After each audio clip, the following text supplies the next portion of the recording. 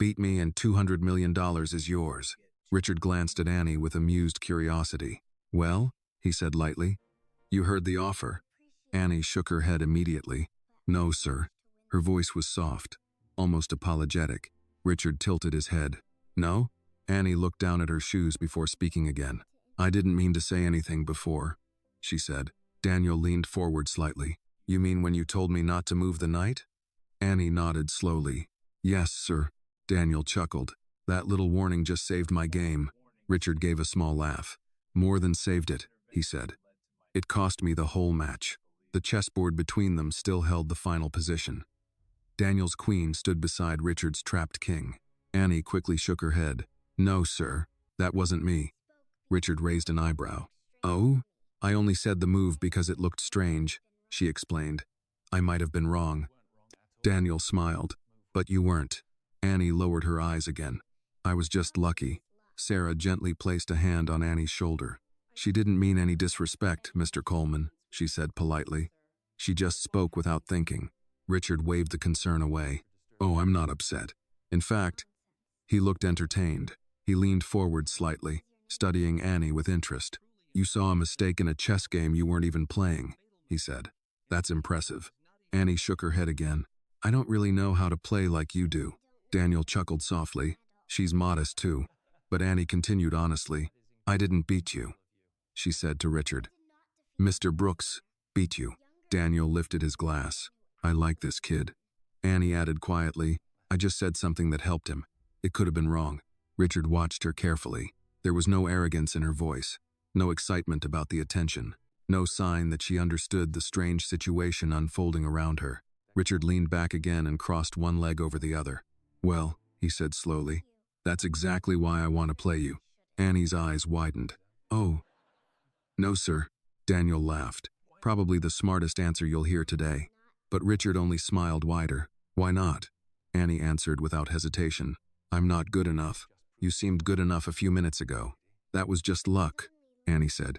Richard studied her for another moment. Then he spoke again. Do you know how much money $200 million is? Annie blinked. She didn't answer. Richard continued calmly. It's more money than most people see in their entire lives. He nodded toward Sarah. It's certainly more than your mother could ever save, even if she worked every day for the rest of her life. Sarah stiffened slightly, embarrassed by the attention. But Annie looked up at her mother. For a moment, the little girl seemed to be thinking very hard.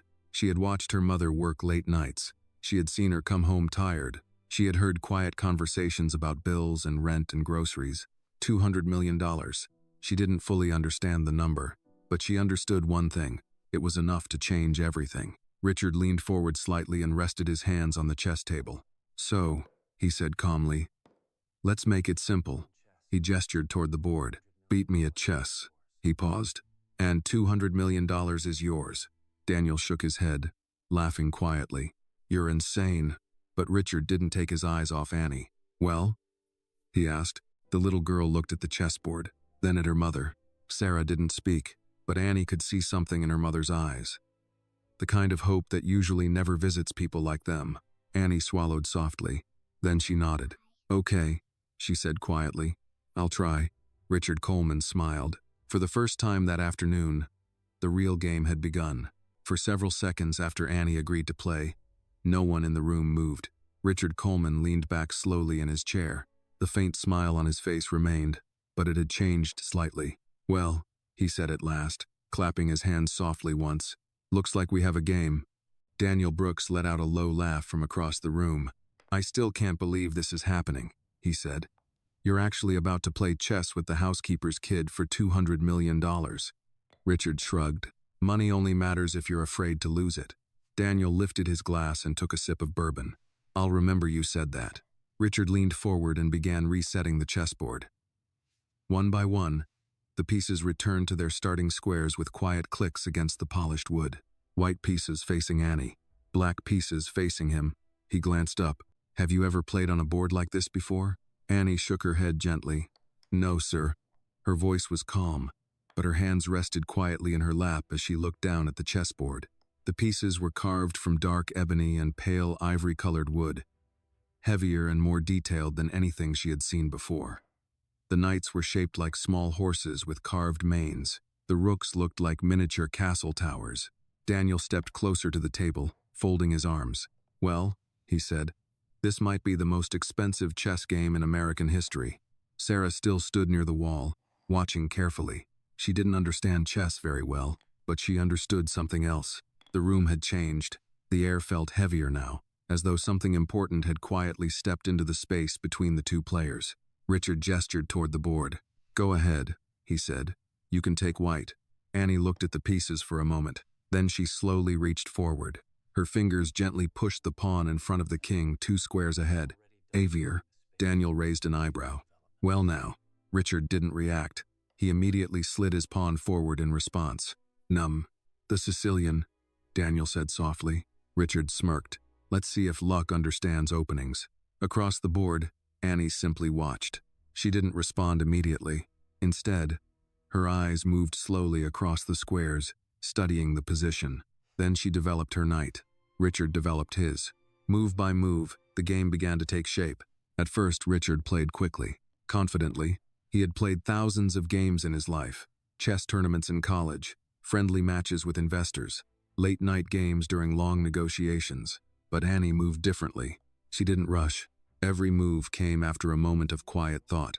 Her fingers sometimes hovered above a piece before choosing another. 5 moves passed, then 8. Daniel slowly leaned forward. His expression had changed. Richard noticed. "What?" he asked. Daniel shook his head slightly.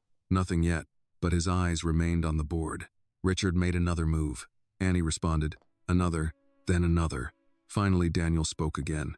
"She's controlling the center." Richard looked up. "You're joking." Daniel pointed quietly. "Look." Richard's eyes dropped back to the board. For the first time since the game started, he paused longer than a second. It was subtle, but noticeable, because until that moment, he had been moving almost instantly. Across the board, Annie sat still, waiting patiently. To her, the room had faded away. The giant mansion, the expensive furniture, the billionaire sitting across from her. None of it mattered now. There was only the board. Richard finally moved his bishop. Daniel tilted his head slightly. "Interesting." Annie studied the new position. Then she moved her knight. Daniel let out a quiet breath. "Well, I'll be..." Richard looked up sharply. "What?" Daniel pointed again at the board. "She's not just moving pieces." Richard looked down again. This time his eyes moved slower, from one square, to the next, to the next. He leaned forward slightly.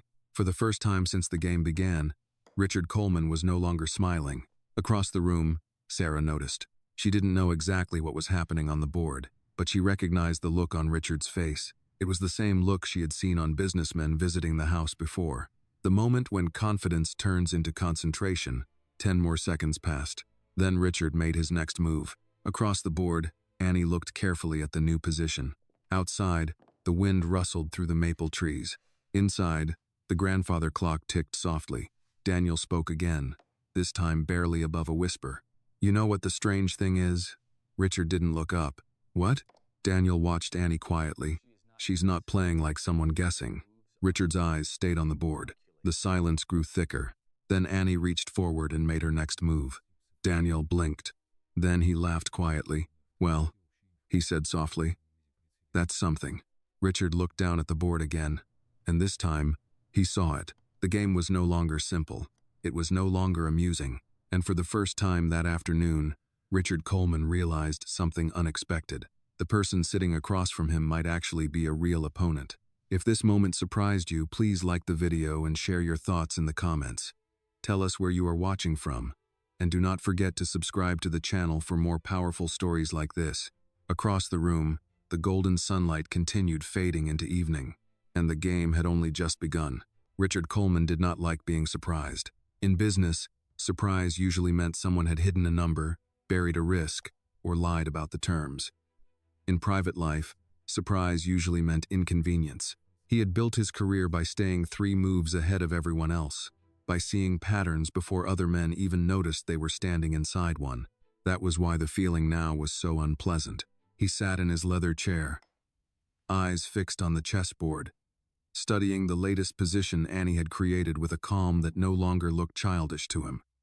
The board had changed in a way he had not expected. Nothing dramatic, Nothing flashy. No reckless attack. No foolish early sacrifice. Just a quiet, disciplined structure. Her pieces were placed with a kind of natural logic, as if they had found the squares where they were always meant to stand.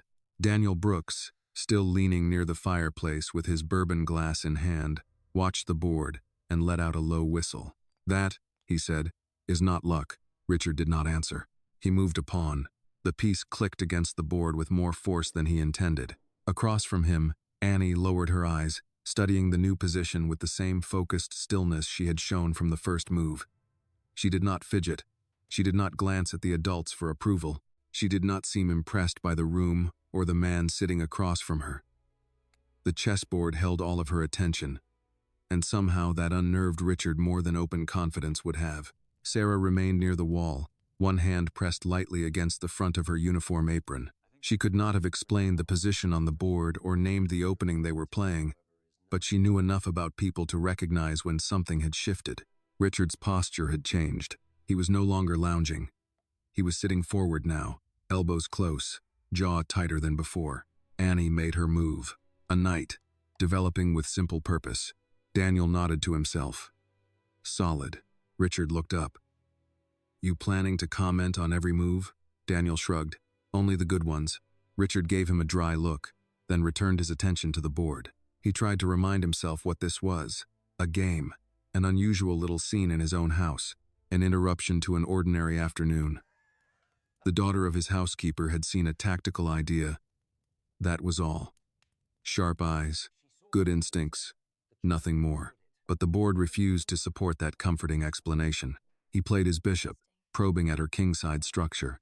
Annie's response came after a pause long enough to show she was thinking, but not so long that it felt uncertain. She moved a pawn, modestly, almost invisibly, and yet the move took away one of the squares Richard had intended to use 2 turns later. Daniel laughed softly. Richard looked up again. "What now?" "You know exactly what now," Daniel said. "She saw your plan." Richard gave a faint, humorless smile. "That implies I only had one. Today, it seems you did." Sarah looked from one man to the other, then back to Annie. She had seen Annie stare at chessboards before, at the library, and once in the folding chairs after a church fundraiser. But this was different. At home, Annie sometimes used bottle caps and buttons as pieces across the kitchen table, whispering to herself and replaying games she had only watched once. Sarah had always found it strange and beautiful. A gift she could neither explain nor afford to develop. A memory rose in her mind, now one winter evening months earlier. The radiator hissing in their apartment. The smell of tomato soup on the stove. Annie arranging pennies in neat rows on the table. "What are you doing, baby?" Sarah had asked. "Fixing the mistake," Annie had answered without looking up. "What mistake?" "The one the man made in the library." Sarah had laughed then, tired from work, not understanding that Annie had carried another man's unfinished game in her head all afternoon. Now, watching the child across from Richard Coleman, she felt something close to fear, but braided tightly with pride. On the board, Richard exchanged a pair of pawns and leaned back slightly, trying to create the impression of ease. "So tell me something, Annie." She looked up briefly. "Yes, sir. Where did you learn this?" Annie looked back down at the board. "I watch." Daniel smiled. "I asked her that too." Richard considered her answer. "Just watch?" "Yes, sir." "No lessons?" "No, sir." "No coach?" "No, sir." The room fell quiet again. Richard looked at Daniel, as if waiting for some private confirmation that this was still a joke. Still manageable. Still beneath him. Daniel only lifted his eyebrows. "Don't look at me. I'm just enjoying the show." Richard exhaled through his nose and made another move, this one more ambitious. He pushed a central pawn forward, challenging her position more directly. Annie did not respond at once. The evening light had grown softer now, deepening from gold into amber. It touched the side of her face and caught in the polished black pieces on Richard's side of the board. Somewhere beyond the room, a door closed gently in another part of the house. The grandfather clock in the hallway marked the quarter hour. Annie studied the board, then moved her bishop. Daniel straightened. Richard's eyes narrowed. The move was quiet, but it changed everything. Not immediately. That was what bothered him. It didn't attack his queen. It didn't threaten a cheap trick. It simply improved her position in a way that suggested she understood what the board would look like later. He leaned forward and began calculating. If he traded there, she would recapture. If he pushed the pawn, she would take. If he developed the rook first, she could castle and leave him with less space. The lines branched in front of him like roads through unfamiliar country. He realized, with a sharp inward irritation, that Daniel had stopped drinking. That was never a good sign. "How bad is it?" Richard asked, not taking his eyes off the board. Daniel was quiet for a moment. "Bad?" "Not yet." Richard looked up. Daniel continued carefully. "But you're not steering anymore." That landed harder than Richard expected. Across the board, Annie sat with her hands folded now, waiting. She seemed perfectly content to let him think as long as he needed. There was no cruelty in it, no sign of satisfaction, only patience. That, more than anything, made the room feel older somehow, heavier, like some old truth had entered without asking permission. Richard made his move, a night jump, active, sharp, a move meant to seize the initiative and remind everyone, especially himself, that he was still Richard Coleman, that he still understood how to put pressure on an opponent. Annie looked at it. Her eyes moved once from the knight to his bishop, then to the center, then to the far side of the board. She reached out and moved her queen to a square Daniel had not even been considering. There was a full 2 seconds of silence. Then Daniel muttered, almost to himself, "Lord have mercy." Richard stared at the board. The move wasn't immediately crushing. That was the problem. It was better than that. It was flexible, deep. It tied together defense and threat. It made one of his pieces awkward and turned another into a target. If he ignored it, she would gain space. If he challenged it carelessly, he would weaken his king. A muscle flickered in his jaw. Sarah saw it. Daniel saw it too. And Annie, though she said nothing, had almost certainly seen it before any of them. Richard leaned back at last, no longer pretending this was entertainment. His amusement was gone. In its place was something much rarer. Respect, perhaps, or the first shadow of it. Outside, the last broad wash of sunlight slipped lower across the lawn. Inside, the room held its breath around the board. For the first time that day, Richard Coleman understood that the game would not be decided by charm, money, or reputation, only by what he could actually see, and what Annie could already see better. Richard Coleman had spent most of his life believing that pressure revealed the truth about people. Pressure, in his experience, stripped away the performance. It removed charm, rehearsed confidence, and empty claims. Under enough strain, a person showed what they really were. Some crumbled, some lied, some begged for time. Very few became more dangerous. Now, seated across from Annie with the chessboard between them, he found himself asking a question he had not expected to ask in his own home. What kind of person becomes calmer when the room grows tense? The answer, at least in this moment, seemed to be the quiet girl sitting across from him. The board lay between them in a shape that no longer pleased him. His pieces were still active, still alive, but they were no longer harmonized. Annie's last queen move had done more than create a threat. It had changed the rhythm of the game. He could feel it. Every line he calculated seemed to bend slightly in her favor. Every natural plan now carried a hidden cost. Daniel Brooks, standing near the fireplace with his sleeves rolled back and his glass forgotten on the mantel, was no longer trying to hide his fascination. "Well?" Daniel asked after a long silence. Richard did not look up. "Well, what? You've been staring at the board like it insulted your mother." Richard exhaled slowly through his nose. "I'm thinking," Daniel smiled. "That's exactly my point." Across the room, Sarah lowered her eyes for a moment, pretending to focus on the shelf she had stopped dusting 15 minutes earlier. In truth, she had not touched the cloth in all that time. She knew enough to stay quiet. The room belonged to the game now. Annie sat with her hands folded in her lap, her gaze fixed on the board. She was not smiling. She did not look proud. She looked attentive, the way some children look while listening to a story they do not want interrupted before the ending. Richard finally made his move. He pushed a pawn forward on the queen side, trying to gain space and force Annie to react. It was not the move he wanted most. It was the move he trusted least to be wrong. The piece settled into place with a quiet click. Annie studied it. A few seconds passed. Then she moved a knight. Simple, clean, and instantly irritating. Richard felt a pulse of heat at the base of his neck. Her move did not attack anything directly, but it strengthened the squares around the center and opened a future lane for her bishop. It was the kind of move experienced players respected because it did not ask for applause. It merely improved everything. Daniel let out a low whistle. "She's building," he said. Richard gave him a flat look. "You planning to narrate the whole collapse?" Daniel lifted both hands lightly. "Only if it becomes historic." Sarah glanced at Annie. Building. That word lodged in her heart, because that was what her whole life had been. Building with too little. Building a home in a small apartment with second-hand furniture and thrift store lamps. Building meals from whatever was on sale. Building dignity in a world that often confused poverty with failure. Building a child's future one long shift at a time. And now Annie was building something here too, on a board of black and white squares inside a house where they were usually expected to leave no mark at all. Richard leaned forward again. He developed his rook, finally castling and bringing his king to relative safety. It should have felt stabilizing. Instead, it felt late. Annie responded by castling as well. Daniel nodded. "Good, very good." Richard frowned. "You sound proud." "I am," Daniel said without apology. "I respect anyone who knows what they're doing." Richard's eyes flicked toward Annie again. "What exactly do you think she's doing?" Daniel looked at the board. "She's not chasing your pieces. She's improving her own. That's usually what adults learn after they stop trying to impress each other." That line stung more than Richard cared to admit. He reached for his bishop, then stopped.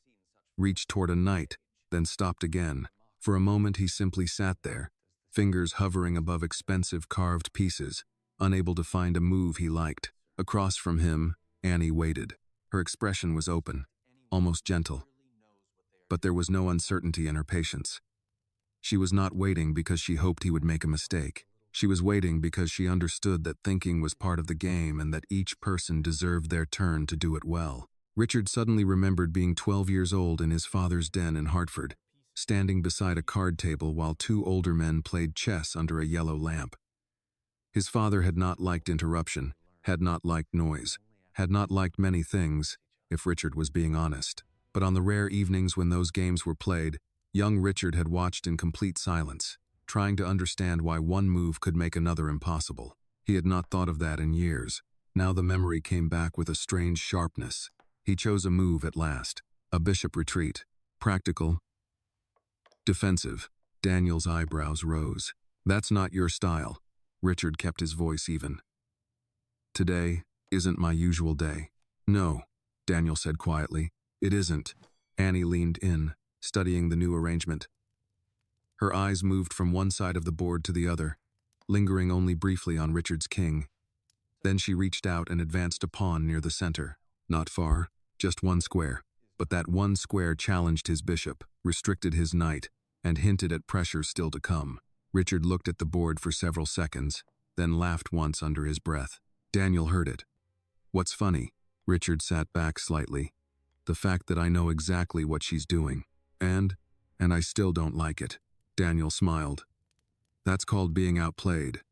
Richard did not respond. Sarah, watching from the wall, felt something tighten in her throat. She had come into this room expecting only embarrassment, some rich man's joke, some harmless little test that would end with polite laughter and a reminder that the world had its place for everyone. But now that script was breaking apart in front of her eyes.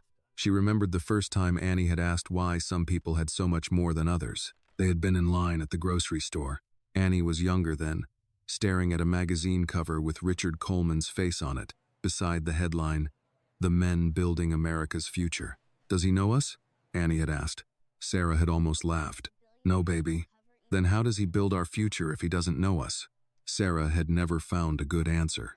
Now that same man sat across from her daughter, struggling to solve a problem that had a small, quiet face and knew how to wait. Richard straightened in his chair and made another move, this time more assertive. He pushed a pawn toward Annie's king side, opening a possible line for attack. It was a practical try, but also a message. He was not finished. He still intended to dictate something before the evening was over. Annie's eyes narrowed just slightly. She considered the move. Then, without hurry, She slid her bishop to a square that connected her rooks, protected a weak point, and placed a silent kind of pressure down the long diagonal toward his side of the board. Daniel actually laughed out loud this time. Richard looked up sharply. "What?" Daniel pointed at the board. "You're trying to start a fire, and she just moved the walls." The room fell quiet again. Richard stared, because Daniel was right. Every aggressive thought Richard had formed in the last 3 moves now seemed less promising. Her coordination was better. Her pieces spoke to one another. His still felt like talented strangers forced into the same room. He looked at Annie, then back at the board. A strange thought passed through him, unwelcome, but undeniable. This was no longer about proving whether she belonged at the table. She did. The question now was whether he could survive what she might do next. Outside, evening deepened. The light beyond the windows softened to copper and rose, and the trees along the drive moved in the wind like old witnesses nodding to one another. Somewhere in the kitchen, a dishwasher started its low mechanical hum. The ordinary sounds of the house continued. But inside the living room, time seemed to slow around the board. Annie tucked one hand beneath the table and rested the other lightly near her pieces. Richard studied the position again. He saw the weakness on his dark squares. He saw his bishop's limited future. He saw that one careless exchange could leave his king with too little cover. And most of all, he saw that Annie had guided the game into exactly the kind of middle position. Strong players preferred quiet on the surface, dangerous underneath. Daniel's voice came low and thoughtful now, stripped of humor. "Richard." Richard did not look up. "What?" "You might want to stop treating this like a story you control." Richard's jaw tightened, but he did not disagree, because the truth, plain as the board between them, had become impossible to ignore. Whatever happened next, it would not happen because Richard Coleman allowed it. It would happen because Annie saw it first. By the time the first lamps inside the Coleman estate switched on automatically, Richard Coleman had stopped hearing the room. The soft mechanical click of the lighting system, the faint hum from the kitchen. Even Daniel's occasional comments from beside the fireplace seemed farther away now, as though they belonged to another part of the house. Richard's attention had narrowed to the chessboard and to the increasingly uncomfortable fact that Annie was no longer simply holding her own. She was guiding the game, not boldly, not theatrically, but with the kind of quiet discipline that made every careless move expensive. Richard sat forward in his chair, forearms resting on his thighs, studying the position with the seriousness of a man who had finally accepted that he was not entertaining a child. The board had entered that dangerous phase. Strong players respected most the middle game, where structure mattered, patience mattered, and one small misjudgment could quietly become irreversible. Across from him, Annie sat just as she had from the start, still, attentive, unbothered by the size of the room or the wealth of the man on the other side of the table. The amber light from the standing lamps touched the side of her face and gleamed softly against the polished white pieces in front of her. Sarah watched from near the doorway, both hands clasped tightly now. She had long since forgotten the dust cloth draped over the table behind her. Part of her wanted to step in, to end the whole strange scene, to remind Annie that they still had a busier world waiting outside this mansion, a small apartment, dinner to warm, laundry folded on the couch. But another part of her, deeper and quieter, knew better. Something rare was happening, and rare things should not be interrupted. Richard reached out and moved his knight. It was an active move, one intended to challenge Annie's control over the center and free his pieces for counterplay. Under normal circumstances, it would have been exactly the kind of practical, energetic decision that kept pressure on an opponent. Annie studied it for only a few seconds. Then she exchanged, knight for knight. The trade simplified part of the board, but not in Richard's favor. Her remaining pieces became easier to coordinate, while one of his bishops now lacked the support it had depended on. Daniel let out a low breath. "That's clean," he said. Richard did not look up. "Do you ever stop talking?" "Not when something interesting is happening." Richard ignored him and began calculating again. He had expected fear from Annie by now. At the very least, hesitation. Even experienced adults grew nervous when a game turned serious. Their breathing changed. Their hands betrayed them. Their choices got louder, less careful. But Annie was becoming more composed as the position deepened. That troubled him, because pressure was supposed to reveal weakness. Instead, pressure seemed to be sharpening her. Annie made another move, a rook to an open file. Daniel straightened immediately. "Oh, that's good." Richard's eyes lifted to the board's center, then to the file she had claimed. The move looked ordinary at first glance. That was its danger. It gave the rook activity, supported a future pawn push, and increased pressure on one of his backward pawns all at once. He leaned back slightly. For the first time since the game began, he felt the unpleasant sensation of being behind without being lost. That was often the worst stage. Not enough trouble to surrender.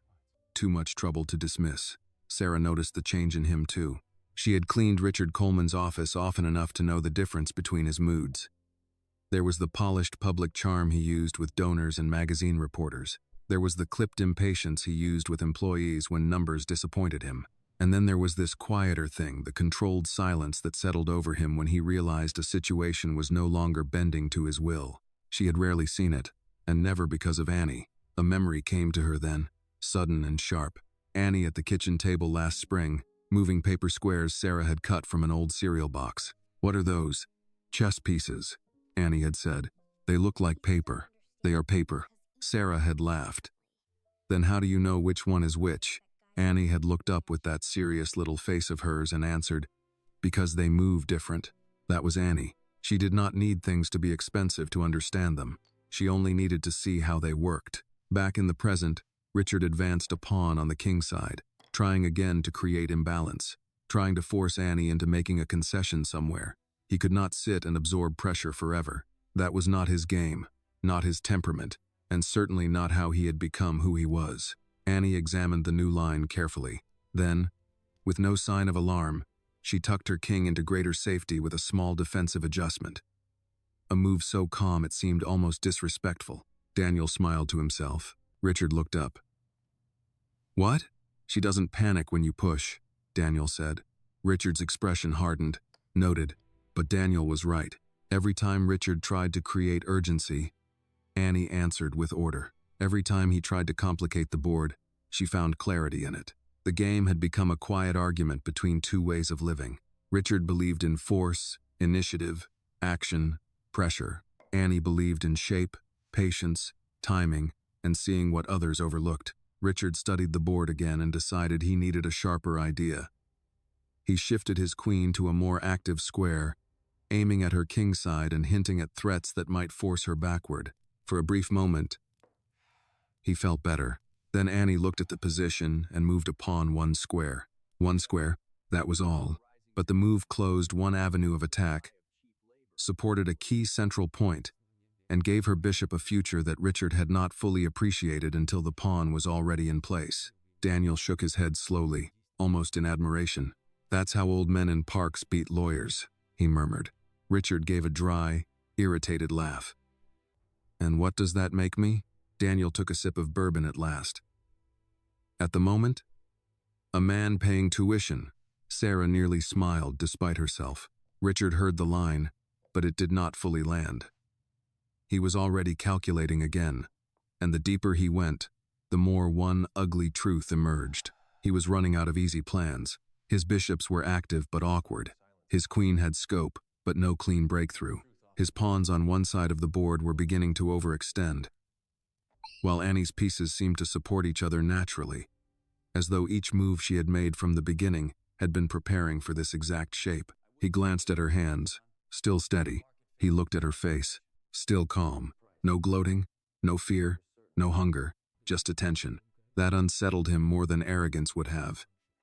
Arrogance can be manipulated. Fear can be exploited. But calm, true calm, was another matter. Calm forced a man to face his own thoughts without distraction. Richard made a bishop move designed to challenge her rook and pressure her center at the same time. Annie responded by sliding her queen to a square that defended everything and quietly threatened more. Daniel actually laughed under his breath. Richard looked up again, patience fraying. "Say it." Daniel's smile faded into something more thoughtful. "You know what she's doing." Richard looked back down. Yes, he did. She was improving faster than he was. Not by much, not enough to end the game, but enough to make the direction undeniable. And direction mattered, because chess, like money, like reputation, like life itself, often changed not in one explosion, but in a series of small advantages no proud man noticed soon enough. Outside, the last natural light drained from the windows, leaving the glass dark and reflective. The room now held their faces like a second audience. Richard could see himself there faintly, a man in a tailored shirt leaning over a chessboard in his own mansion, trying not to admit that the balance had tilted. Annie waited for him to move. Sarah held her breath. Daniel watched in silence now, no longer amused, only attentive. Richard Coleman looked down at the position and saw, with growing clarity, that the next phase of the game would demand something he had not brought to the board at the start. Humility. The room had grown quieter than any living room should ever be. Outside the tall windows of the Coleman estate, the evening had settled fully over Greenwich. The sky beyond the trees had turned a deep shade of blue-black, and the last hints of sunset had disappeared behind the distant hills. Inside, the warm glow of the lamps now replaced the daylight, casting soft circles of light across the polished wood and marble surfaces of the house. But no one in the room seemed aware of the hour. The chessboard held all of their attention. Richard Coleman sat forward in his chair, fingers resting against his chin, studying the position in front of him with the intense focus that had built his fortune. In business meetings, investors often said Richard had a frightening ability to calculate risk faster than anyone else in the room. He could see the consequences of a decision before others even realized a decision had been made. Yet now, staring down at the board, he felt something unfamiliar. Resistance. Every plan he tried to form seemed to run into Annie's quiet structure. Across from him, Annie remained still, her eyes moving calmly across the pieces. The room's expensive decorations, the quiet ticking clock, the presence of one of the richest men in the country, none of it seemed to affect her attention. To Annie, the board was simply a puzzle, and puzzles had answers. Daniel Brooks shifted slightly near the fireplace, the bourbon glass still resting loosely in his hand. The playful smile he had worn earlier in the afternoon had long since faded. "You've been thinking for 2 minutes," Daniel said quietly. Richard didn't look up. "I'm aware." Daniel studied the board again. 2 minutes, he repeated, "against someone you expected to beat in 5. Richard exhaled slowly. "Would you like to sit down and try it yourself?" Daniel chuckled. "No, I'm enjoying the view from here." Sarah stood near the doorway, her hands folded tightly in front of her. Her heart had been racing since the moment Annie agreed to play. And now, each passing minute made her more nervous. Not because Annie was doing poorly, but because she was doing well, too well. Sarah knew what the world often did to people who surprised powerful men. Richard finally moved. He slid his queen to a more aggressive square, pointing it directly toward Annie's kingside. The move carried a quiet threat. Daniel raised an eyebrow. "There we go." Richard leaned back slightly, finally satisfied with the decision. For the first time in several moves, he had created a position that demanded a response. Across the board, Annie studied the queen carefully. She did not react immediately. Instead, her eyes moved slowly across the entire board again. Left side, center, right side, then back to the queen. Several seconds passed. Then, Annie moved a pawn, just one square. The move looked almost insignificant, but Daniel immediately leaned forward. "Oh." Richard looked at him. "Oh, what?" Daniel pointed at the board. "You see it?" Richard followed the line with his eyes. Then he saw it. The pawn move did 3 things at once. It blocked the queen's pressure. It protected one of Annie's weaker squares. And it quietly opened a diagonal for her bishop. Richard's lips tightened. "That was intentional," Daniel said softly. Richard said nothing. Across the board, Annie sat quietly again, hands resting in her lap. She had not spoken once since the game began, and yet her moves seemed to say more than words. Richard leaned forward again, looking more closely now. He could feel something shifting beneath the surface of the game. Not a tactic, not yet, but pressure, a slow tightening of space, the kind of position that experienced players built when they were not in a hurry. Daniel walked a few steps closer to the table. "You know what's interesting?" he said. Richard didn't respond. "She's not trying to beat you quickly." Richard looked up. Daniel gestured toward the board. "She's making you uncomfortable." Richard gave a small laugh. "That's a strong word." Daniel shook his head. "No." He pointed again. "That's the exact word." Richard studied the board again. He hated admitting it, but Daniel wasn't wrong. Every move Annie made seemed to remove one more comfortable option from the position. Another pawn advanced, another square controlled, another small improvement, none of it dramatic, but all of it deliberate. Richard reached for his rook and shifted it to a more active file. An aggressive move, a signal that he intended to fight for space again. Annie watched the rook. Then her eyes moved to the center of the board. Her fingers gently lifted a knight. She placed it on a square that attacked two of Richard's pieces at once. Daniel actually laughed this time. "That's nasty." Richard frowned. "It's a fork." Daniel nodded. "A good one." Richard leaned forward again. The position had grown sharper now. If he moved the wrong piece, he would lose material. But if he retreated too passively, Annie would gain even more control over the board. The balance had changed again. Across the room, Sarah noticed the silence. Not the ordinary quiet of concentration, but the kind that appears when a room realizes something important. Richard Coleman was no longer playing casually. He was fighting. Annie waited calmly for him to decide. The billionaire studied the board for nearly 30 seconds. Then he moved his bishop, escaping the fork but conceding a small positional weakness. Daniel nodded slowly. "Safe move." Richard glanced at him. "You say that like it's a bad thing." Daniel smiled slightly. "In chess, sometimes the safe move is the one that means you're behind." Richard ignored the comment. Across the board, Annie studied the new position. Then she did something unexpected. She leaned forward slightly, not to move, just to look more closely. Her eyes traced a line across the board. From her rook, through the center, toward Richard's king. Daniel noticed it too. His eyebrows lifted slowly. "Oh." Richard saw the line a moment later. His expression changed, because Annie wasn't just improving her position anymore. She had started to see the future of it. 3 moves ahead, maybe 4, the kind of vision that separated casual players from serious ones. Richard sat back slowly in his chair. For the first time that evening, he spoke quietly. "Where did you say you learned this game?" Annie looked up at him. "I watch people play." Richard studied her face. Then he looked back down at the board. And for the first time since the challenge had begun, a new thought crossed his mind. $200 million suddenly didn't feel like a joke anymore. Richard Coleman did not speak again for nearly a minute after Annie's quiet answer. "I watch people play." The sentence should have sounded simple. Innocent, even. But it stayed in the room with surprising force, as if it had exposed something larger than chess. Richard looked down at the board again. He had spent years surrounding himself with polished resumes, elite schools, and men trained to sound impressive in glass conference rooms. Talent, in his world, usually arrived dressed correctly and introduced itself with references. It came with degrees, recommendations, and fees. It did not usually stand across from him in a plain yellow sweater, speaking softly and moving pieces with the patience of an old master. Yet there it was. The board did not care where a person lived. It did not care whose child they were. It only rewarded what was true. Daniel Brooks remained near the fireplace, one hand tucked into his pocket now, the other still holding the bourbon he had mostly forgotten to drink. He had stopped trying to sound amused. The mood of the room no longer allowed it.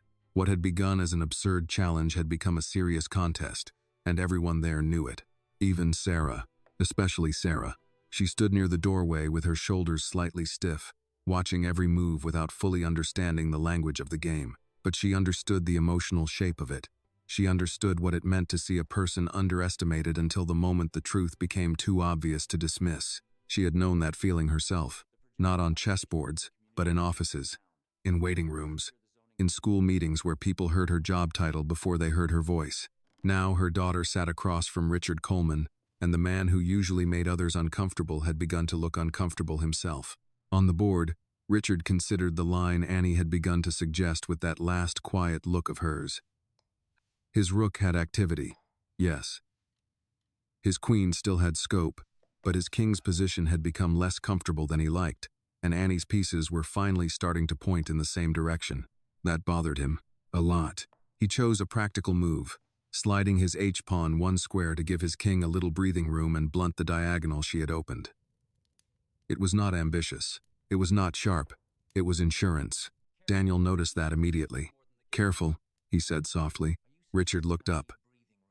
"You have a problem with breathing room?" Daniel gave a slight smile. "No. Just noticing that you're the one taking it." Richard's jaw tightened. Across the table, Annie studied the new position. The move had removed one immediate possibility, but it had also created a small weakness around one of the dark squares near his king. She did not react outwardly. She simply kept looking. Then she moved her rook. Not with a flourish, not dramatically. Just one controlled slide to the center, where it joined her queen and bishop in quiet coordination. Daniel exhaled through his nose. That, he said, is unpleasant. Richard said nothing. Because it was. Not losing. Not yet. But unpleasant in the way a tightening tie is unpleasant. In the way a long silence at a dinner table is unpleasant.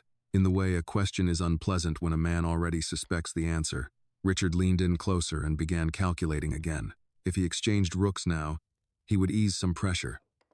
But at the cost of giving Annie a cleaner file for her queen.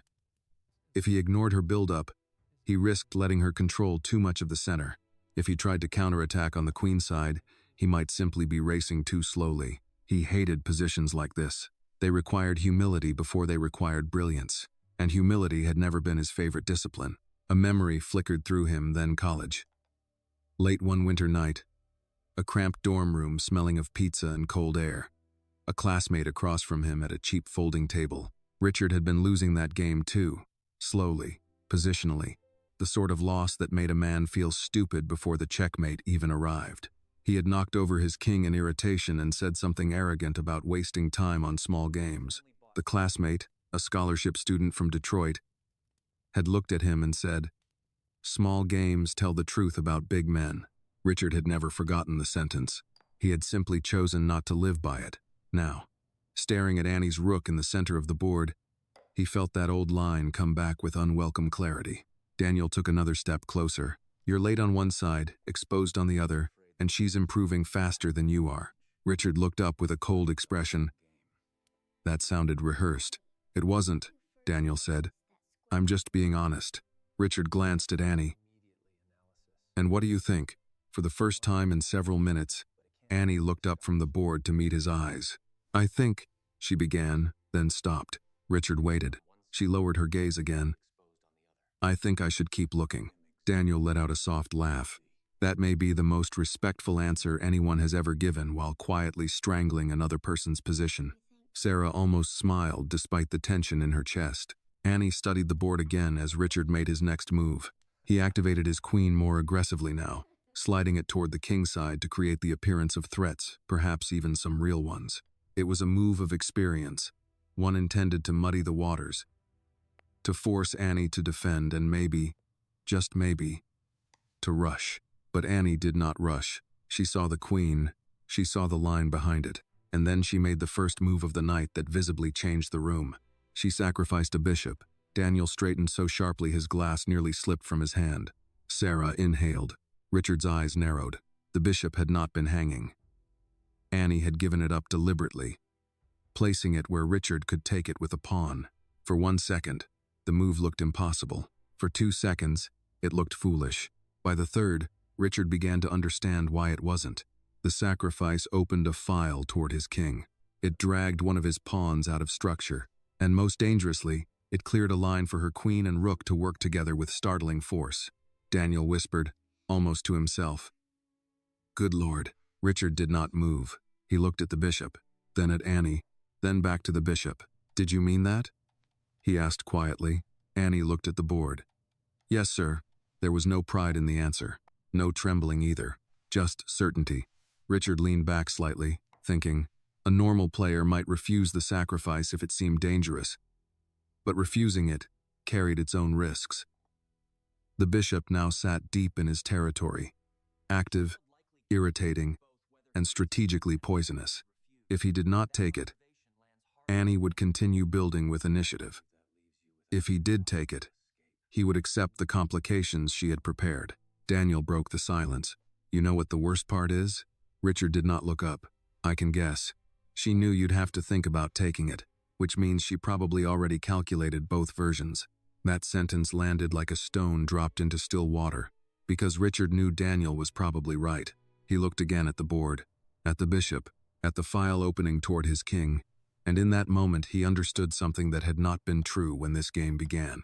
He was no longer deciding whether Annie belonged at the table. He was deciding whether he was brave enough to enter the position she had prepared for him. Outside, the trees bent gently in the dark beyond the glass. Inside, the lamps burned warm and steady, casting the room in a softness that only made the tension sharper. Sarah stood motionless. Daniel did not breathe too loudly. Annie waited with her hands folded near the edge of the table. Richard Coleman reached toward the sacrificed bishop, then stopped, then reached again. The game had crossed into deeper water now, and everyone in the room knew it. For several long seconds, Richard Coleman did not move. The bishop Annie had placed deep inside his position sat on the board like a quiet accusation. It did not attack immediately. It did not threaten checkmate, but it changed the geometry of the position in a way that could not be ignored. Richard leaned back slowly in his chair. In business negotiations, he had often done this same thing: lean back, create space, let silence work. People filled silence with mistakes. They rushed. They spoke too soon, but Annie did not rush. Across the chessboard, she simply waited. Daniel Brooks lowered his glass slowly onto the mantel. "Interesting," he said softly. Richard glanced at him. "That's the word you chose?" Daniel nodded toward the board. "You were expecting a child's game." Richard returned his eyes to the bishop. "And now?" Daniel shrugged. "Now it looks like a chess game." The room grew still again. Sarah's eyes moved from Richard to Annie and back again. She did not understand sacrifices or diagonals or positional play, but she understood risk. The way Richard stared at the board told her that something dangerous had appeared. Richard leaned forward again. He studied the bishop more carefully. If he ignored it, Annie would strengthen her attack and the bishop would remain like a splinter inside his position. If he captured it, he would open lines toward his king. Either choice carried consequences. He looked up at Annie. "You're offering material," he said. Annie nodded slightly. "Yes, sir.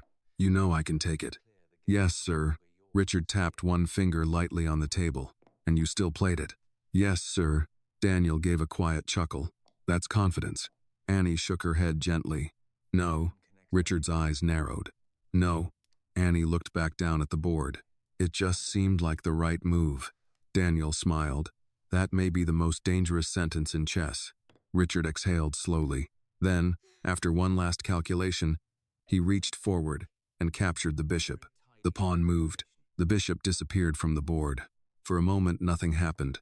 Then Daniel leaned closer. "All right," he murmured. "Let's see it." Annie's eyes moved across the board. Her sacrifice had done exactly what she intended. The pawn that captured the bishop now sat one square farther forward, weakening the shield around Richard's king. The diagonal toward that king was open, and her queen and rook were already aligned toward the center. Annie moved her queen, not quickly, not dramatically, just one square. But the move changed the position completely. Daniel inhaled sharply. "Oh." Richard saw it a second later. The queen now attacked two weaknesses at once. If Richard defended one, the other would fall. He leaned forward again, calculating rapidly. "Clever," he said quietly. Across from him, Annie said nothing. Sarah felt her heart beating harder now. She had seen Annie concentrate before. The look was familiar. But seeing it here, across from a man like Richard Coleman, felt almost unreal. Richard slid his rook across the board to defend one of the threats. Annie responded immediately. Her rook advanced. Now both of her heavy pieces aimed directly toward Richard's king. Daniel gave a low whistle. "She's opening the highway." Richard did not answer. The board was no longer quiet. The position had transformed into something sharp and dangerous. Richard's king was not yet under attack, but the attack was clearly coming. He studied the board again, trying to find counterplay. There had to be something. A tactical resource, a defensive trick, a trade that would simplify the position. He finally advanced a pawn in the center, trying to challenge Annie's structure and create breathing room. Annie watched the pawn move. Then she leaned slightly forward for the first time since the sacrifice. Her eyes traced several lines across the board. Daniel noticed. "So," he said softly, "you see it too." Richard looked up sharply. "See what?" Daniel pointed. "That." Richard followed the direction of Daniel's finger. Then he saw it. An attacking sequence. Not immediate, but very real. Annie could bring her knight forward, then her queen, then possibly her rook. Each move would tighten the pressure around his king. Richard sat back slowly. The room felt smaller now. The game had moved beyond curiosity, beyond amusement. It had become dangerous. Across the board, Annie lifted her knight. The piece moved forward with quiet precision. Daniel laughed softly. "Well, there it is." Richard stared at the board. His defensive options had grown thin. The knight now threatened to open another line. If he pushed a pawn, Annie could sacrifice again. If he retreated a piece, she would gain space. He looked up at her again. "You planned this," he said. Annie hesitated slightly. "I saw it a little earlier." Daniel folded his arms. "How much earlier?" Annie thought for a moment. "Maybe 3 moves." Richard let out a quiet breath. 3 moves. That was exactly the distance where good players separated themselves from casual ones. 3 moves was the horizon where the board began revealing its future. Richard studied the position again. The attack was not forced. He could still defend. But now the entire character of the game had changed. He was no longer guiding the game. He was reacting to it. Across the room, Sarah felt a strange mix of pride and fear. She had always known Annie saw things differently, but seeing it unfold here, inside this massive house, in front of one of the most powerful men in the country, made the moment feel unreal.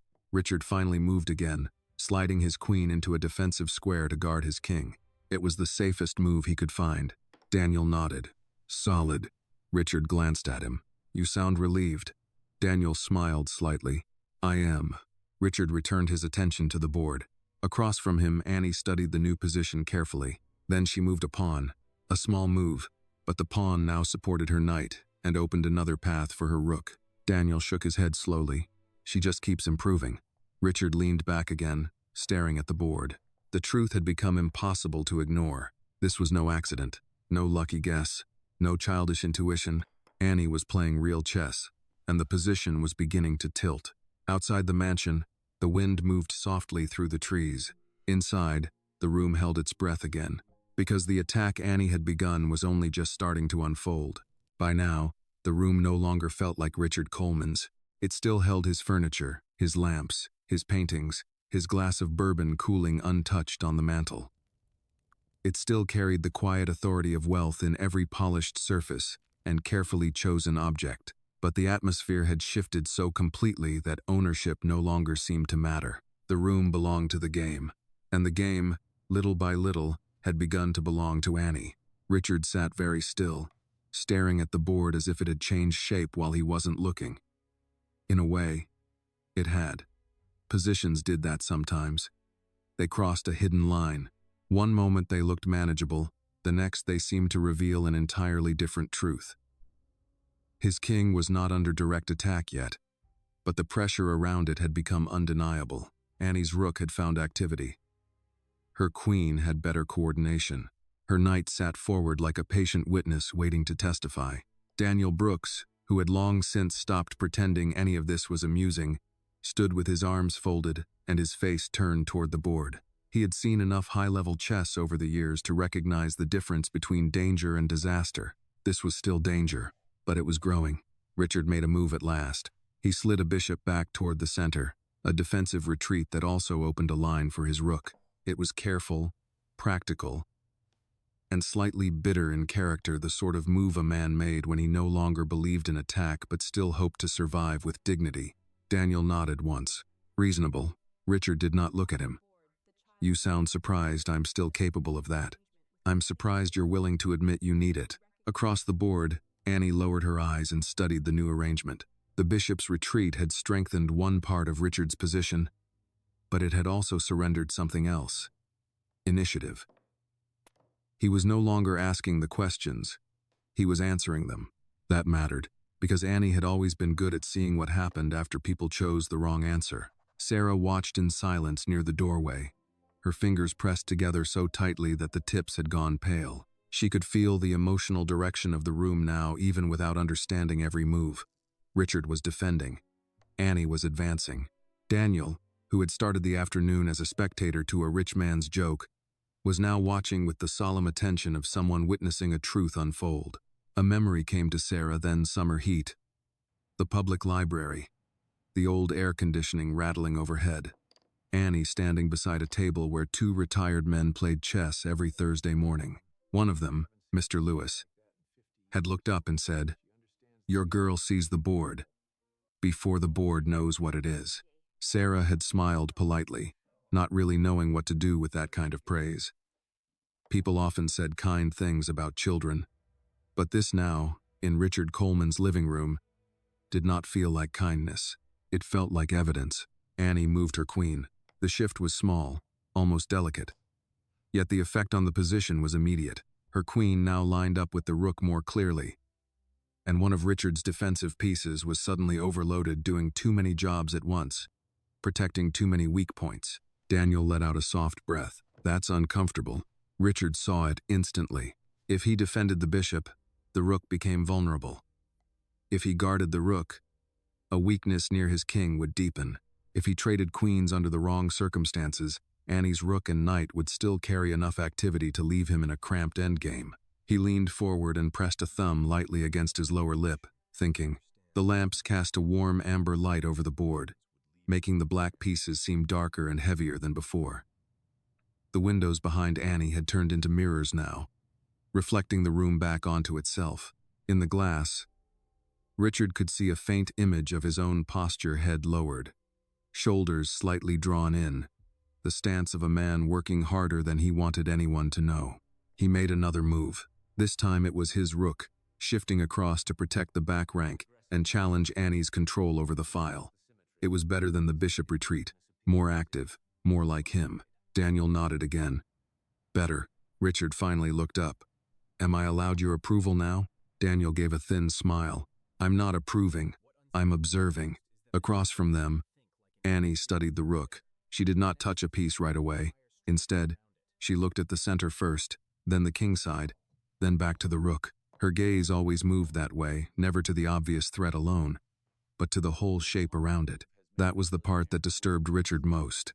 She did not react like inexperienced players reacted. She didn't fixate. She connected. At last, she reached forward and moved a pawn, just one square, and Daniel closed his eyes briefly. Richard frowned. What? Daniel opened them again and pointed at the board. She just made your rook sad. Richard followed the line. The pawn move supported her knight, challenged the structure in front of his king, and limited the squares his rook could use if the position opened. It was not a tactical blow. It was worse. It was preparation. Richard leaned back and stared at the board in silence. Say it, Daniel said quietly. Richard kept looking down. No, then I will. Richard said nothing. Daniel's voice stayed calm. She's seeing the position more clearly than you are. Sarah felt the words in her chest, not because they were cruel, because they were true. Richard did not answer immediately. Pride rose in him, sharp and familiar, asking for its usual weapons, sarcasm, authority, dismissal. But the board made those tools feel childish. One could not intimidate a position. One could not out-talk a weak square. He made a queen move designed to trade. Simple, direct. A chance to reduce pressure. It was the best practical choice he had found in the last 10 minutes. Annie looked at the board, then at the queens, then at Richard's knight. And then she did something that changed the emotional temperature of the room. She declined the trade. Not recklessly, not with showmanship. She simply stepped the queen aside to a better square, keeping pressure, keeping the initiative, and quietly implying that she preferred the more complicated position because she understood it. Daniel gave a short, disbelieving laugh. Oh, that's cold. Richard stared. He had offered simplification. She had refused it, not because she was wild, because she was confident, and that realization hit him harder than any tactical trick could have. Across the room, Sarah felt tears prick unexpectedly behind her eyes. Not from weakness, from recognition. There are moments when a person you love steps fully into something they were meant for, and the sight of it is almost too large to hold quietly. Annie still said nothing. She did not smile at Richard. She did not look at her mother. She only watched the board as if it were telling her what remained to be done. Richard exhaled slowly and looked at the position again. His king had less space than before. His pieces were tied down. His attacking chances had faded into defensive obligations. He was not lost. Not yet. But he had entered a kind of chess every proud man hates, the kind where survival starts to feel like confession. Outside, the wind brushed the dark trees beyond the glass. Inside, the grandfather clock in the hallway marked another quarter hour. The sound seemed to come from very far away. Daniel spoke again, but softly now, almost respectfully. You know what this is, don't you? Richard did not take his eyes off the board. Say it. Daniel's answer came without drama. She's not trying to beat your move. She's beating your position. That was the truth of it. Richard could feel it now in every line he calculated. Each move he made solved a problem but created another. Each move Annie made seemed to improve two things at once. The attack had not exploded. It had matured, and mature attacks were often the deadliest of all. By the time the grandfather clock sounded again from the hallway, Richard Coleman had stopped trying to win beautifully. Now he was trying to survive. The difference was not visible to someone who did not understand chess. The board still looked orderly enough at a glance. The pieces still stood in their careful ranks. Nothing had crashed to the floor. No voice had been raised. No dramatic move had ended the game in a burst of applause. But Daniel Brooks could see it, and, without knowing the language of the board, Sarah could feel it. Richard's shoulders had changed first. Earlier, he had leaned back like a man amusing himself. Then he had bent forward like a man solving a puzzle. Now he sat with the rigid stillness of someone holding together a structure that had begun to crack in places no one else could yet see. Across from him, Annie remained composed. The room's warm lamplight rested softly on the side of her face, and her white pieces seemed almost to glow against the walnut board. She still did not look triumphant. She did not look eager. She looked attentive, like a person listening closely to something others kept interrupting with noise. Richard studied the position and finally moved his queen again. He brought it closer to his king, sacrificing ambition for defense. Daniel noticed immediately. "You've pulled her back." Richard did not look up. "I'm reorganizing." Daniel gave a quiet, almost sympathetic smile. That's one way to describe it. Richard ignored him. It irritated him that Daniel had become the voice of the room, naming every shift he would rather leave unnamed. But annoyance was a luxury the board did not permit him at the moment. He was defending a weakened kingside, a passive bishop, and a rook that had activity only in theory. Annie's pressure was not overwhelming, but it was constant. The kind of pressure that made a proud man spend all his energy proving he was not under pressure. Annie studied his queen retreat for several seconds. Then she moved her knight, not forward this time, back, a calm, accurate repositioning that improved her control over the center, protected a key square near her king, and threatened to reroute the knight toward an even stronger post later. Daniel gave a soft laugh, though there was more respect than amusement in it now.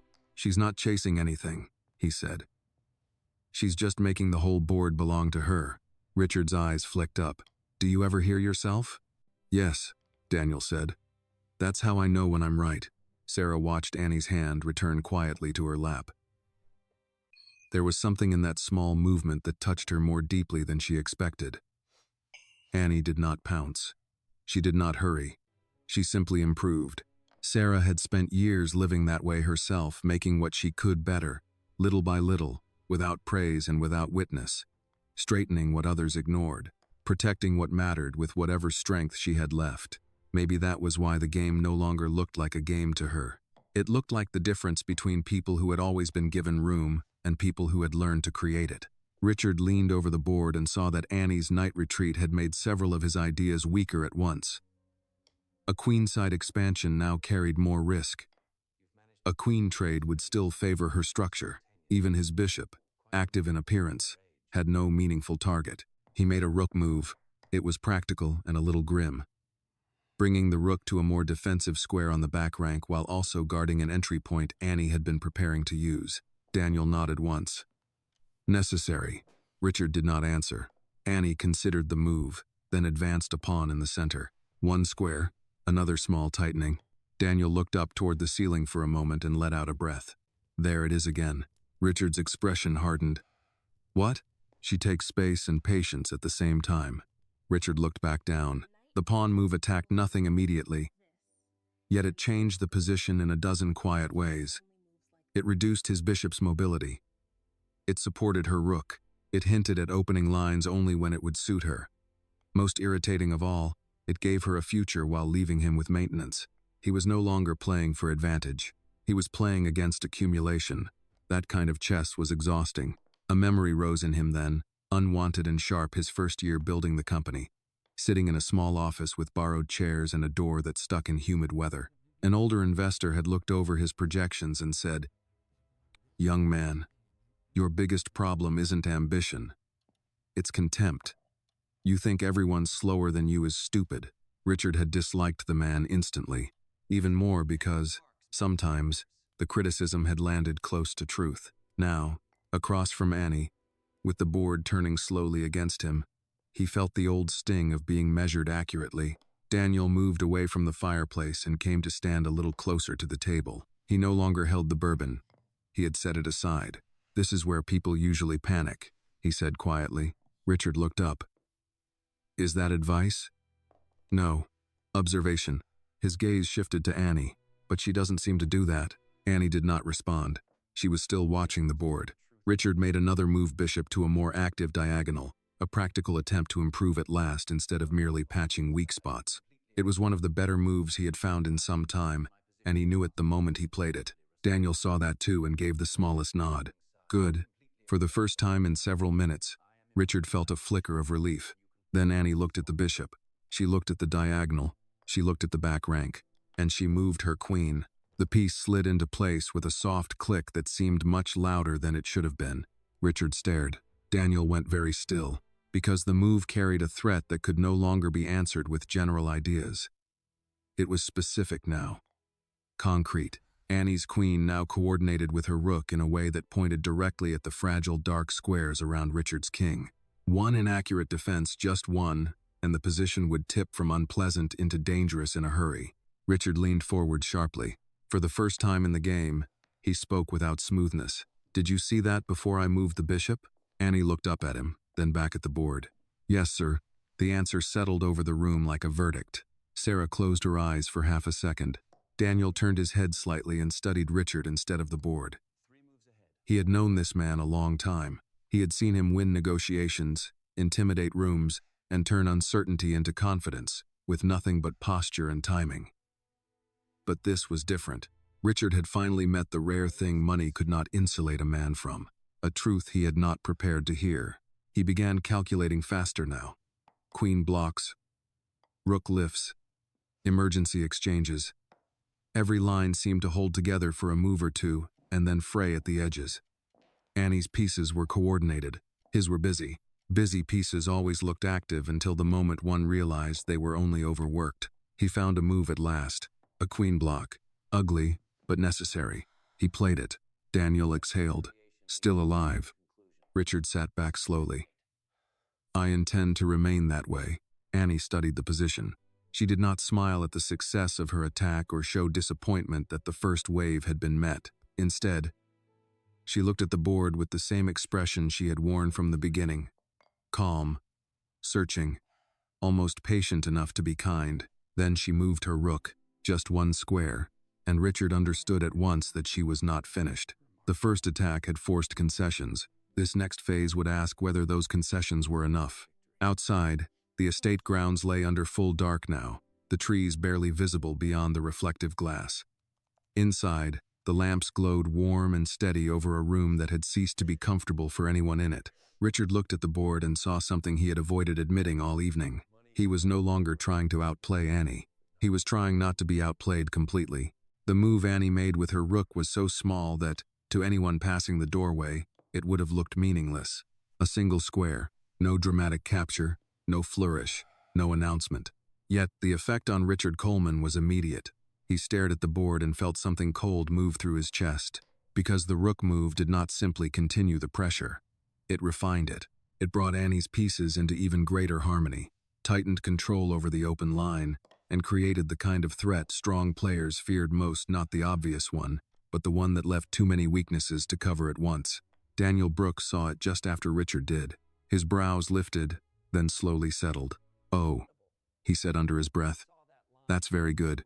Richard did not answer. He was calculating too quickly now to waste time on words. His queen still held one important defensive square. His rook guarded the back rank. His bishop, though awkward, at least blocked one dangerous diagonal, but Annie's rook move had changed the order of problems. If he defended one point, another became vulnerable. If he traded in the wrong sequence, the position would open in a way that favored her more active pieces. Across the board, Annie sat perfectly still.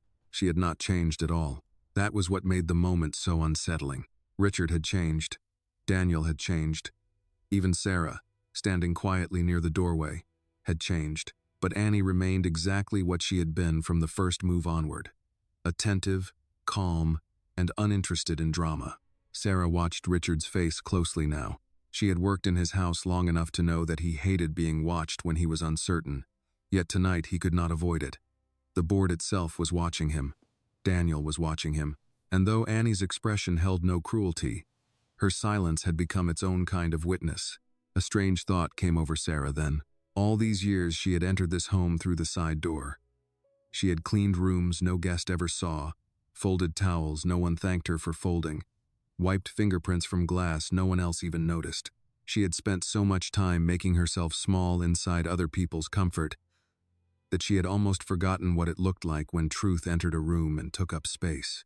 Now Truth sat at the chessboard in a yellow sweater. Richard finally made a move. He shifted his bishop again, this time not to improve it, but to remove it from a tactical line Annie had prepared.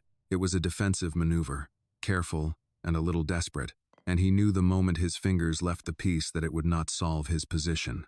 It would only delay the next question. Daniel nodded once. "You bought yourself a move." Richard looked up sharply. "That's all anyone ever buys in chess." Daniel's face softened, the humor leaving it entirely. "Sometimes that's true," he said. "Sometimes a move is enough." He glanced back at the board. "And sometimes it isn't." Annie studied the new arrangement for a while. The bishop had stepped away from immediate danger, but in doing so it had abandoned another square. Richard's king was still not in direct check, but the structure around it had begun to resemble a house repaired too many times in the wrong places. Every fix had weakened something else. Annie reached forward and moved her knight. It was not a capture. It was not check. It was simply placement. But it was placement with purpose. The knight now occupied a square from which it threatened Richard's queen, supported Annie's rook, and hinted at a sacrifice near his king if the lines ever opened. Daniel let out a slow breath. "That piece is a problem." Richard stared at the board. Yes, it was. More than that, it was a kind of verdict on the whole game. Annie's knight now stood where his own pieces had wanted to stand for half an hour and never managed to reach. It was coordinated, protected, alive. His position, by contrast, looked busy and tired. He looked at Annie. "When did you see that square?" Annie blinked once, then lowered her eyes back to the board. "A little while ago." Daniel almost smiled. "That's becoming my favorite answer." Richard leaned back and rubbed his thumb slowly against the edge of the chair's armrest. In negotiations, this was the moment he usually turned the table, introduced a fact no one else had anticipated, reframed the deal, forced the room to react to him. But the chessboard offered no such stagecraft. He could not charm a knight off a strong square. He could not intimidate a rook into becoming passive. He had to play, and he was running out of good ways to do it. He found one line that looked practical: queen trade. If he could simplify now, he might still limp into an endgame where his experience mattered more than the pressure Annie had built. The position would remain unpleasant, but at least it might become calculable again. He slid his queen forward to offer the exchange. The room went still. Daniel folded his arms tighter. Sarah felt her breath catch, and Annie looked at the queens for a long moment. Then, just as she had before, she declined. But this time she did not merely step aside. She stepped forward. Her queen moved to a square that kept the pressure, protected the knight, attacked a pawn near Richard's king, and suggested a future check if the lines opened correctly. It was a fearless move, though not reckless, and it changed the room more than any check would have. Daniel actually laughed once in disbelief. "She's saying no to peace," he murmured. Richard stared at the board so hard his eyes began to burn, because that was exactly what Annie had done. He had offered simplification. She had refused it again, not out of arrogance, out of understanding. She believed in the position more than he did. That realization hurt more than the tactical implications. Sarah's eyes filled suddenly, though she kept her face still. She thought of all the times Annie had been quiet, because the world did not make room for children like her to speak. All the times teachers had mistaken silence for absence. All the times Sarah herself had swallowed anger to protect a paycheck. And now Annie, without raising her voice once, was refusing what a powerful man wanted because she could see something better. Richard made the only defensive move he trusted. He brought his rook across, tightening his back rank and reinforcing the square Annie's queen now eyed. It was narrow. Technical survival. Nothing more. Daniel nodded. Still holding. Richard gave a cold smile. "You keep sounding disappointed." Daniel looked at him steadily. "No, just honest." Annie looked at the new setup, then slowly moved a pawn on the opposite side of the board. Richard frowned. At first he did not understand. Then he did. The pawn move created a second front. Nothing immediate. No crash. No spectacle. But it fixed one of his pawns on a dark square, limited the retreat of his bishop, and prepared a file that Annie could open later if the kingside pressure alone did not break through. Daniel shook his head, almost admiringly. "She's not attacking one weakness," he said. "She's teaching them to know each other." Richard did not respond. He saw it now, too. The position was no longer merely tense. It was mature. That was the most dangerous stage of all. An immature attack can be repelled. A flashy attack can burn out. But a mature position, one built with patience, improved move by move, and guided by clear understanding, does not need to rush. It can wait while the other side slowly runs out of air. The grandfather clock sounded again from the hall. The note rolled through the mansion and faded. No one moved except Richard, whose fingers hovered over a piece and then withdrew. He looked at the board, at Annie's queen, at the knight deep in his territory, at the rook controlling the file, at the second front quietly forming on the other side. Then he looked, finally, at Annie herself. She met his eyes only for a second. There was no triumph there, only stillness, and that stillness told him more plainly than any boast could have done.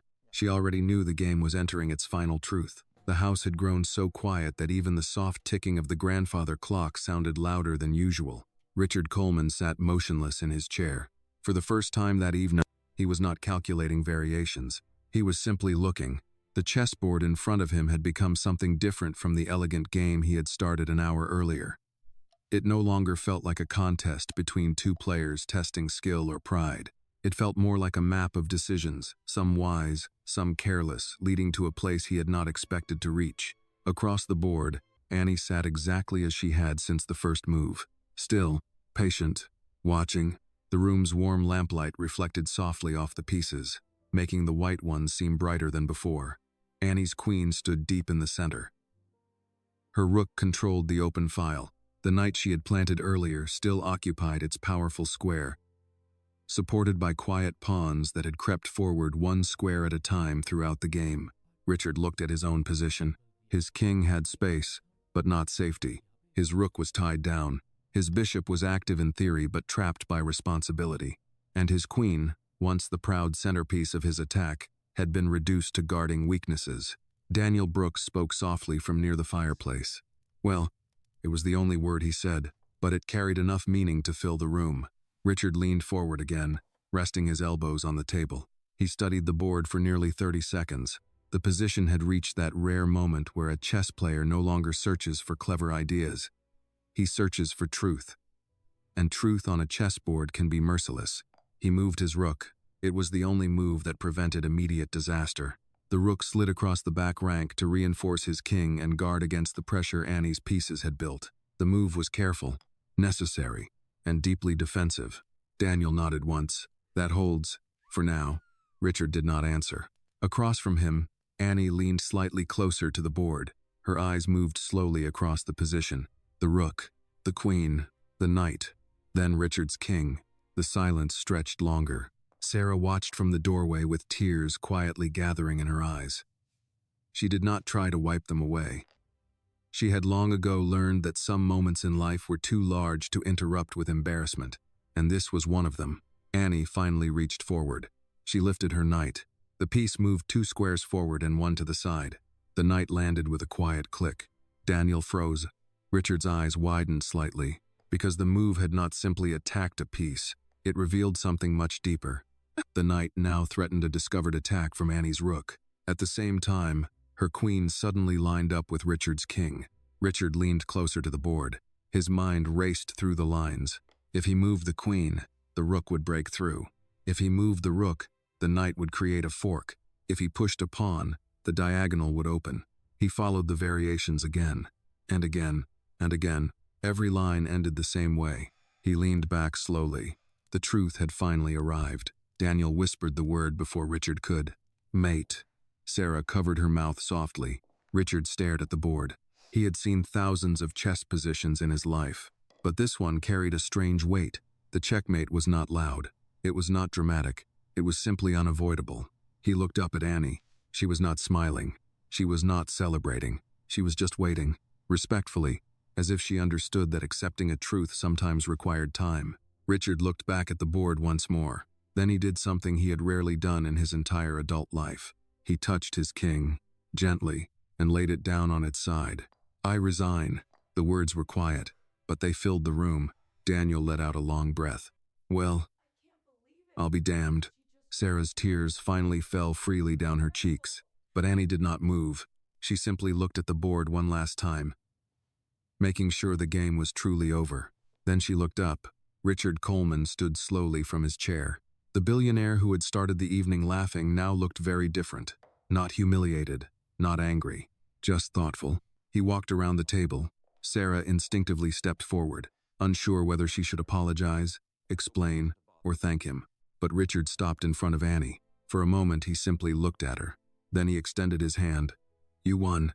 Annie stood from the chair and shook his hand politely. "Yes, sir." Richard smiled faintly. "No arrogance," he said quietly. "No celebration." Annie looked slightly confused. "I was just playing." Daniel laughed softly behind them. "That's exactly the problem, Richard." Richard reached into his jacket pocket and took out his phone. $200 million, he said calmly. "A promise is a promise." Sarah blinked in disbelief. Richard looked at her. "What's your full name?" "Sarah Miller," she said quietly. He nodded and typed something into his phone. "You'll receive confirmation tomorrow morning. A trust fund for Annie's education. And the rest invested in her name." Sarah could not speak. Her hands trembled. Annie looked up at her mother. "Is everything okay?" Sarah nodded, tears still falling. "Yes, baby." Richard looked back at the chessboard. For the first time that evening, he laughed softly. "Funny thing about chess," he said. Daniel raised an eyebrow. "What's that?" Richard looked at Annie again. "Money can buy the board." He paused, "but it can't buy the next move." The room fell quiet again. Outside, the wind moved gently through the dark trees surrounding the estate. Inside, something else had shifted. Not just a game, but a man. And sometimes the most valuable victory isn't the one that wins the board. It's the one that changes the heart. The story teaches a powerful lesson about humility, respect, and hidden potential. True talent does not always come from wealth, status, or prestige. It can grow quietly in places the world often overlooks. Annie's calm confidence shows that intelligence, patience, and discipline can overcome arrogance and power.